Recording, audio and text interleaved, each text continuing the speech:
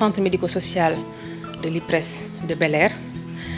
dañ ko mettre en place pour les retraités boo déggee retraité mooy ñi nga xam ne dañoo liggéey ba jeexal à l'âge de 60 ans donc la cessation d'activité professionnelle à l'âge de 60 ans. Pour la prise en charge yi ñuy defal personnes âgées le malade bi mën na ñëw fii il y a des médecins il y a des infirmiers il y a des sages-femmes tous les retraités de l'IPRES mën nañu ñëw fii di bénéficier une prise en charge. accueil moom mooy vitrine hôpital bi fii la ñuy recevoir malade bi à l'entrée donc képp ku am sa jafe-jafe boo ñëwee ñun ngay njëkk a jàkkaarloo donc loolu am na ci solo aussi ñu leen di teewloo mu nekk liggéey bu am solo parce que bu ñu ñëwee ñu ñoo njëkk a détecter malade bi lan mooy jàngoroom ak lan moo ko yëkkati. waa IPRES bon l'accueil est formidable jovial et vraiment bon enfant et puis la prise en charge est en tout cas excellente. fii ñoom ñoo la jëlal prise en charge fii booy ñëw ba nga bokk ci am sa carte doo fi fay dara xale yu yar ku mel ne docteur Khadija Diallo ku mel ne que Mariam Kane néphrologie tubaarkàlla xale bii nekk fii di Yacine Ba moom ak équipe am yi tubaarkàlla macha allah ñoom ñëpp góor ak jigéen ñun fii soo fi suba si boo fi ñëwee jigéen ñii ñoo ëpp sax góor ñi ngay wax tubaarkàlla waaye ñun ñëpp dañuy jël ak yar ak teggin. salaam téléspectateur Touba TV ñoo ngi leen di nuyu di leen ziar bu baax a baax di leen jox seen wàccuwaay tey nag ñoo ngi fii rek ci centre médico-social de l'IPRES dañoo ñëw nag fii dafa spécial parce que mag yi retraités yi rek ñoo fi fajoo tey nag dañu ñëw xool troisième âge yi lan mooy seen accessibilité fii aux soins. waaw bu ko defee dañuy daal di ànd rek dugg ci biir visiter li nga xam ne moom moo di centre bi.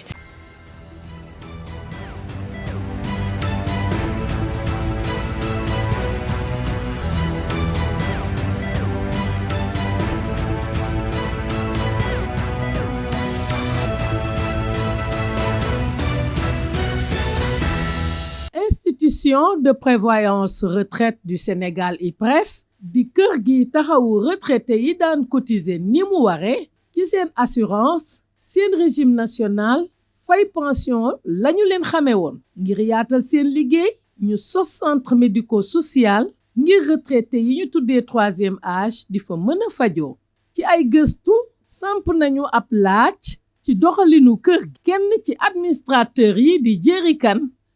di ci tontu. L'IPRES a jugé la nécessité jël en charge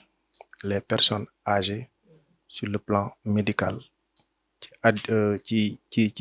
dans toute l'étendue du territoire. Sur ce, à notre niveau, ici, au niveau de Dakar, on a un centre Bel Air et un autre centre à Pékin. Amna bilan yi ñuy def yépp amna ko, amna imagerie aussi. Tout récemment d'ailleurs, lañ inauguré benn centre d'imagerie médicale au niveau de Pikine. Maintenant, pour la prise en charge yi ñuy defal personnes âgées yi le malade bi mën na ñëw fii il y a des médecins il y a des infirmiers il y a des sages-femmes tous les retraités de l'IPRES mën nañu ñëw fii di bénéficier wu une prise en charge dans le cadre médical. Bu ñuy ñëw dañuy ñëw y a un service d'accueil service d'accueil bi moo leen di recevoir orienter leen pour les différents médecins et les différentes spécialités yi am ci centre bi bu dee odonto leen bëgg a dem ñu dem odonto bu dee stomato la même chose bu dee biologie leen bëgg a def bu dee plan Sésame aussi le service d'accueil est là pour orienter donc c'est un service boo xamante ni ñu def ci liggéey bu mucc ayib di recevoir les patients et les patientes orienter leen dans les différents services yu nekk fii. Maintenant malade bi su ñëwee suñ ko consul orienté ci médecin yi ci spécialité bu mu bëgg suñ ko bindalee un bilan sanguin day ñëw labo ñu xool defal ko rendez-vous bu ñu xoolee ne bilan yi amu fi après ñoom dañ koy orienter au niveau du plan Sésame. Maintenant c'est le plan Sésame qui oriente le malade pour chercher un rendez-vous pour le malade. Si toutefois rendez-vous mu am 24 heures avant day ñëw ñu defal ko prise en charge. Donc c'est une prise en charge intégrale boo xamante ni lépp lay jël c'est à 100%. C'est total. C'est total, c'est à 100%. D'ailleurs, l'IPRES a signé des conventions avec toutes les structures de Dakar, de même que dans les régions. Maintenant, même le conseil d'administration a décidé même de faire des conventions avec les autres structures de santé. Yoo xamante ni président conseil d'administration bi dafa di accompagner paa yi di leen dimbale comme quoi ñu def ay convention yoo xamante ni santé de proximité la. Par exemple ñu dem ci banlieue yi comme par exemple ñu dëkk ay Tëngéej ay Guédiawaye ay Consort ay Kër Massar am na ay districts. Très bien, exactement, je vais y venir. Maintenant ci région yi y a dafay am médecin. Il y a ce qu'on appelle un centre médico-social. Il y a un médecin, il y a un infirmier. Bu fay nekk ku soxla consultation da ngay ñëw foofu médecin bi moo lay consulter. Troisième âge. De même que suñu boo demee bu la consulter ba pare suñu la bindalee un bilan sanguin ou bien imagerie médicale boo war a def comme par exemple rajo ou bien scanner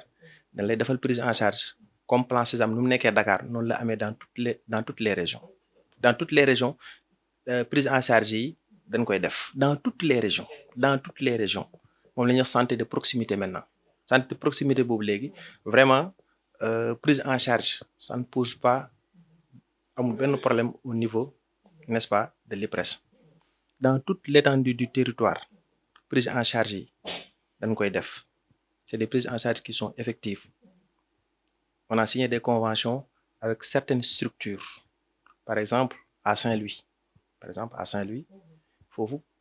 malade bu soxla prise en charge nga nekk ay endroit soo demee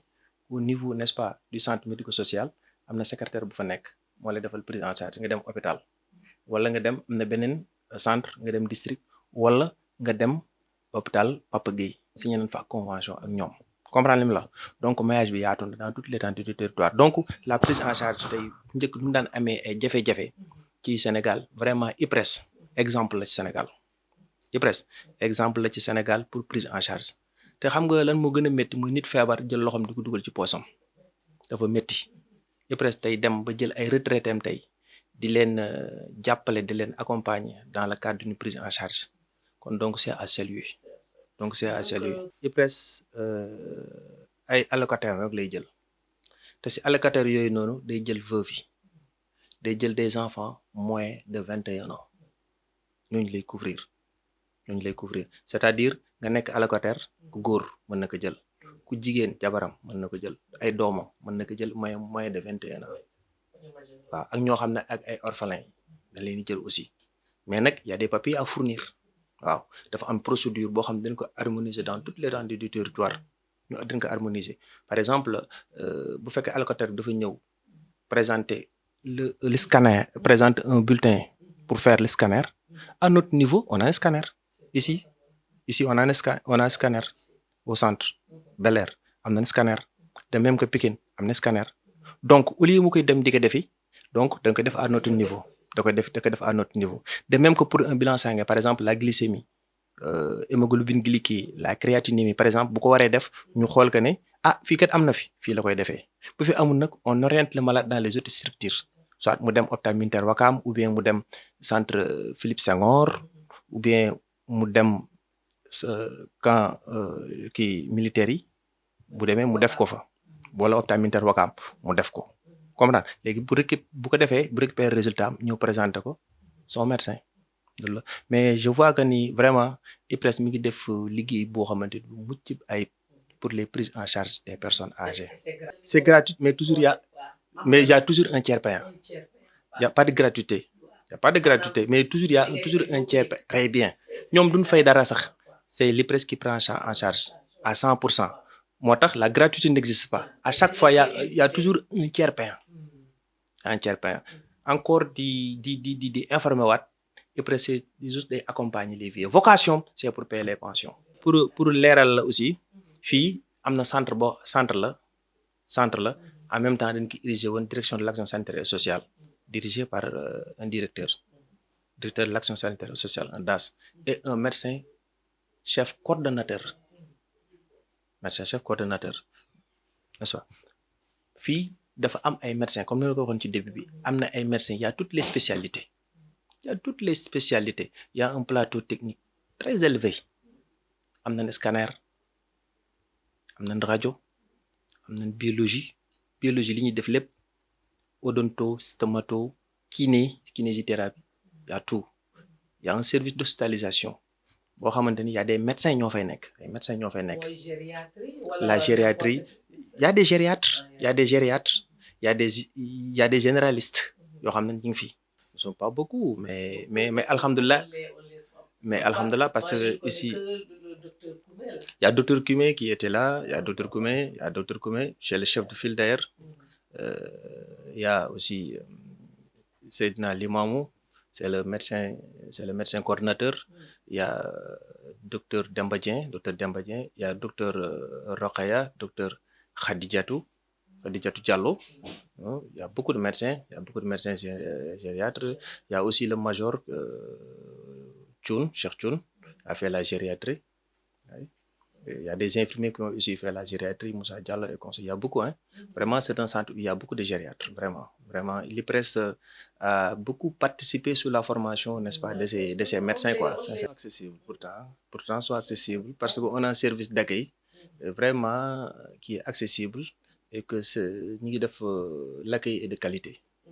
envers les patients et les patientes. Vraiment, bu ñëwee fii ne dañoo soxla un gériatre, dañ leen orienté. Il y a de bons gériatres ici. Il y a de bons gériatres, vraiment, des médecins qui ont été formés à l'étranger, revenir ici servir le Sénégal. Vraiment, c'est à saluer. Donc, képp ku bëgg affaire consultation gériatrie, mën nga ñëw fii. Il y a des urologues aussi également. Il y a tous les services. Puis, il y a des soins de qualité, quoi. fekk nañu ñaari malade retraité ñëw seen rendez-vous di faju si. man retraité naa sax depuis 2017 mais fii maa fi commencé si 2021 ndax dama defoon Covid waaw di def Covid laa defoon ba wér mais am saqat gu metti ma bëggoon scanner nag après ñun ma da ngay comme koy waa IPRES nga da ngay dem IPRES waaye wax dëgg yàlla bi ma fi ñëwee 2021 ba léegi alhamdulillahi rabbil alamin di sant yàlla bu baax moom mi ñu may at yi ñu ma may ba pare ndax mag moom bés bu nekk rek boo ko gisee danga ko naan naka yaram yi waaw yaramu mag wante vraiment accompagner nañ ñu bu ñu ñëwee fii ñoom lépp loo xam ne am nañ ko fii noonu la ñu yombee lu fi amul ñu war jël fii prise en charge kii ngeen àndal di ñoom jéeri yore plan Sésame sa xol day sedd boo ñëwee ñu jox la prise en charge bi nga dem bu dee scanner rajo bu mu mënta doon fa tubaarkàllaaw barki démb def naa fi Holter ndax damay am problème xol def naa fi Mapa ci seen prise en charge tubaarkàlla te bu woon loolu lu bari la ñuy fay tubaarkàlla macha allah seulement fii ñoom ñoo lay jëlal prise en charge bi fii booy ñëw ba nga bokk si am sa carte doo fi fay dara xale yu yaru ku mel ne docteur Khadija Diallo ku mel naka Mariam Kane néphrologie tubaarkàlla xale bii nekk fii di Yacine Ba moom ak équipe am yi tubaarkàlla macha allah ñoom ñëpp góor ak jigéen nag ñun fii soo fi suba si boo fi ñëwee jigéen ñi ñoo ëpp sax góor ñi ngay wax tubaarkàlla waaye ñu ñëpp dañuy jël ak yar ak teggin ndax man bi ma fi njëkkee ñëw fii si kenn si sama loxo bi mu mënu woon jóg mënu woon dem si ginnaaw dama daañ sax nag bëgg dem tuuru dugub ndax doo ma mën aaju ni ma neexee mais léegi tubaarkàlla dama koy def léegi bii si des moo tax de bu doon lool rek dem naa moom ak tànk yi waaye gis naa si gannaaw ndimbal sunu borom gis naa si tan gu bare tubaarkàlla te di si wax daal na nag su doon sama sago nag ñoom ñii lépp lu ñu soxla daal nguur gi dañ leen dimbale ndax ñun amuñu lu nguur gi dañ leen dimbale seeni rajo yi wala ñuy dem ci yeneen hôpitaux sax lépp am fi muñ doon gënal. damay ñëw fii pour traitement dama amoon sciatique waaw kii problème lombaire waaw feebaru mag waaw léegi nag comme toujours IPRES laa doon faral di ñëw pour consultation yi ñu xamal ma ne am na installation fii pour lépp li jëm ci affaire u yax lépp li jëm ci affaire u sidit ak yooyu surtout feebaru mag alors loolu moo ma indi fii maa ngi ci sama 4e séance fii waaw tey mooy 4e séance bi ah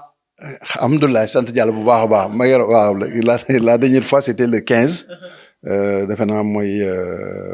lundi bi wala mardi bi passé nii ma ñëwoon fii daal di wax ki nga xam ne moo ñu yoree fii ne ko daal macha allah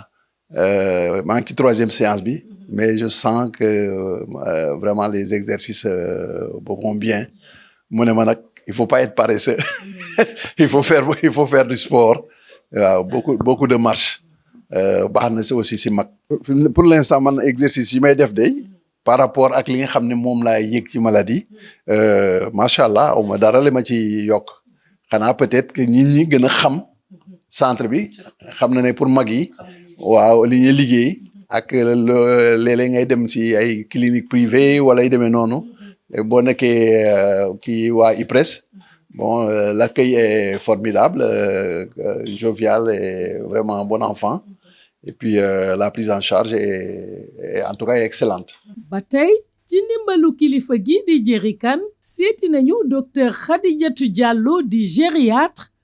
mu wax ñu ni muy fajee personnes âgées yi. déjà boo demee ba atteindre âge bu ñuy wax 60 ans jëm kaw dafa am yeneen feebar yoo xam ne dafa spécifique ci mag ñooñu mais lu ci ëpp li ñuy recevoir fii ci patients yi mooy li ñuy wax les maladies cardiovasculaires boo déggee maladie cardiovasculaire mooy hypertension artérielle mooy problème cardiaque li ñuy wax insuffisance cardiaque mooy diabète mooy problème li ñuy wax infarctus du myocarde donc ce sont les complications cardiovasculaires moom lañ fiy recevoir à l'IPRES boo jëlee si consultation yi dans les registres de consultation externe environ 50% des patients sont hypertendus et 25% environ des patients sont diabétiques donc yooyu ñooy feebar yi ëpp yi indi nit ñi ñuy am un suivi à l'IPRES en dehors des maladies cardiovasculaires am na yeneen feebar yoo xam ne day toucher articulation yi mooy lu ñuy wax arthrose les problèmes de rhumatisme inflammatoire chronique ak lu ñuy wax les infections loolu aussi dafa nekk loo xam ne ba léegi ça persiste et souvent infection yooyu noonu mooy indi ñuy découvrir ci suuf que ne nit ki am na lu ñuy wax les maladies chroniques yi ma la doon citer tout à l'heure par rapport au suivi je pense que l'IPRES a fait d'énormes efforts en améliorant l'offre de soins parce que dès le départ ay infirmerie la ñu amoon infirmerie dans toutes les régions yoo xam ne il n'était pas obligatoire d'avoir un médecin sur place donc da nga am infirmier boo xam ne day recevoir les patients ñu def consultation en ambulatoire di leen offrir les médicaments ñu dem ba gis ni que ne on peut améliorer le plateau technique donc c'est vers les années 2005 qu'on a réhabilité centre bii nga gis tey jii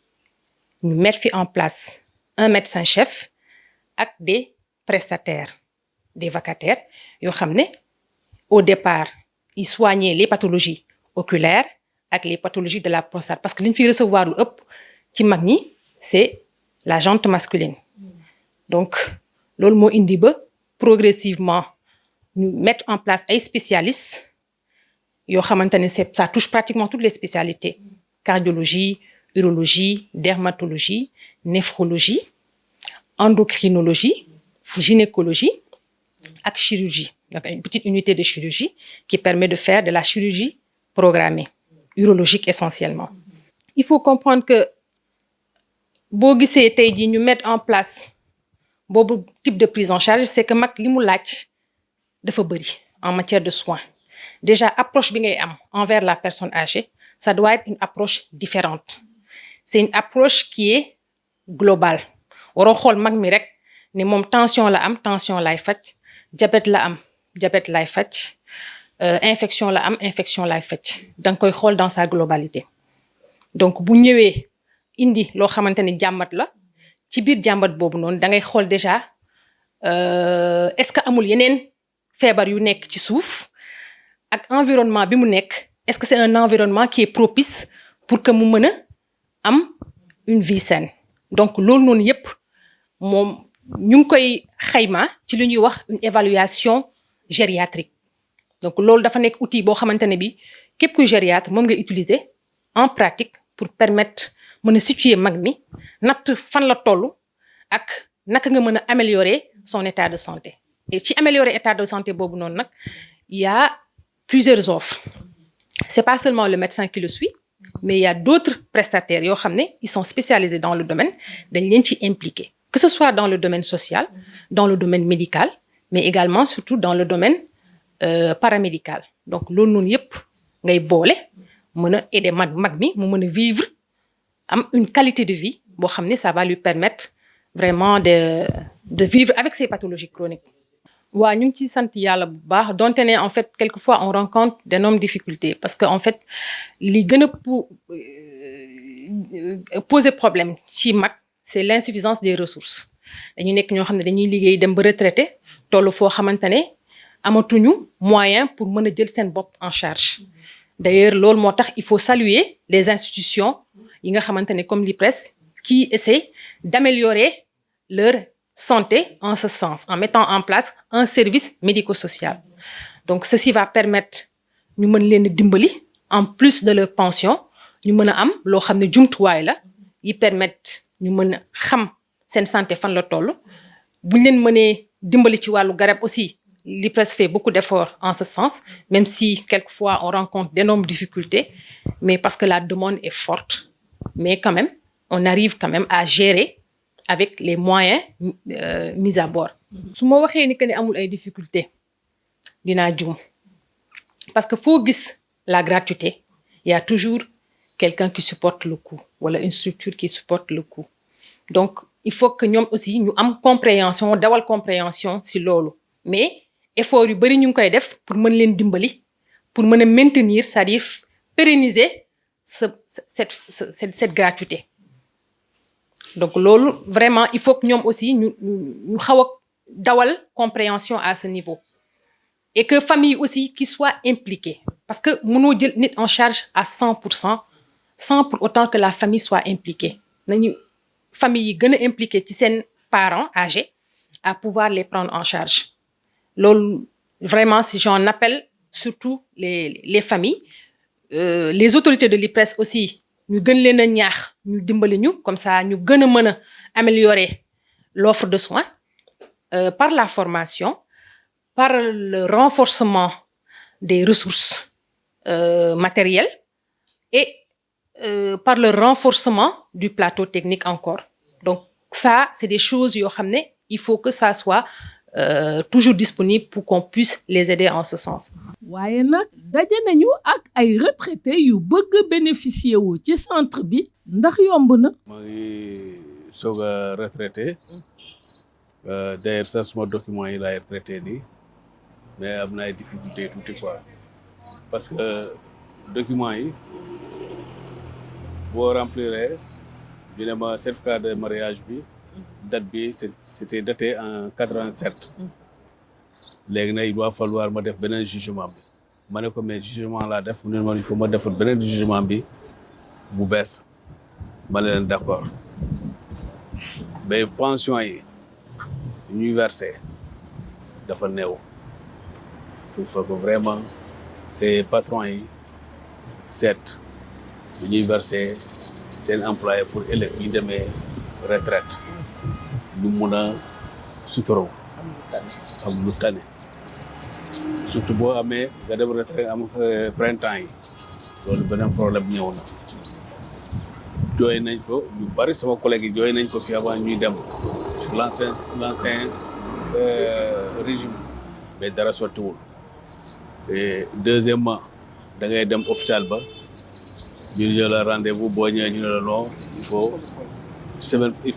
semaine prochaine nga ñëw semaine prochaine loolu la ñu lay wax man lu may ñaan waa IPRES ñu góorgóorlu jël les vieux en charge les vieux ñu jël leen en charge vieux yoo xam ne dañuy dem retraite amatuñu beneen ressource pour ñu faj seen bopp vraiment ne leen dimbali. am na médicament yoo xam ne dañu cher te médicament yooyu ñoom ñu rek ñooñu mën a dimbali ñooñu war a dimbali. mel na ni du troisième âge yëpp ñoo gis seen bopp ci prise en charge bi donte sax ñoo ngi doon matal seeni cotisation am seeni carte bu dee sax centre bi mi ngi def ay effort bay hospitaliser ay personnes âgées ndax seen taxawaay ci wàllu pajum mag ñi jarul jooyanti laaj la.